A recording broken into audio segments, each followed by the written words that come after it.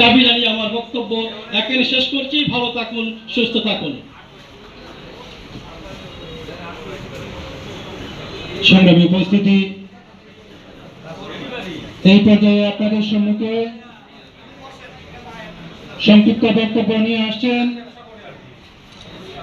বাংলাদেশ খেলাফত মজলিস সুনামগঞ্জ জেলা শাখার সেক্রেটারি মাওলানা জৌনুল আহমদ।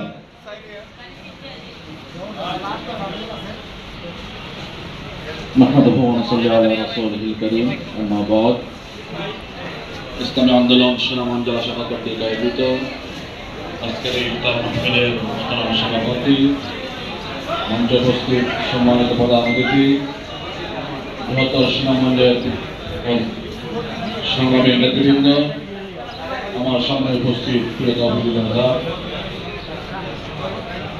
রহমত এবং মাদকের সরকার নিয়ে আমাদের মধ্যে এসে উপস্থিত হয়েছিল মাহে রমজান।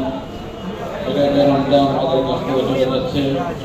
আজকের এই ইফতার মাহফিলে মুখোমুখি আল্লাহ দরবারে দোয়া করি, আল্লাহ যেন আমাদেরকে রমজানের সমস্ত বরকত এবং ফাজাইলে আমাদেরকে মালামাল করেন। প্রিয় ভাইরা, দীর্ঘ 16-17 বছর পরে আমরা একটি শান্তিপ্রিয়ভাবে নির্দ্বিধায় আমরা ইফতার মাহফিল করতে পারছি, যার জন্য আল্লাহ শুকরিয়া আদায় করছি। এই বিগত 25 সরকারের আমলে এরকম একটা শান্তিপ্রিয় দেশ করার জন্যে, শান্তিপ্রিয় একটি দেশ পাওয়ার জন্যে আমরা আন্দোলন সংগ্রাম করেছি, রক্ত দিয়েছি, কারাবরণ করেছি। দীর্ঘ আন্দোলনের পরে ছাত্র জনতার নেতৃত্বে গণ অভ্যুত্থানের মাধ্যমে একটা সুন্দর দেশ আমরা পেয়েছি।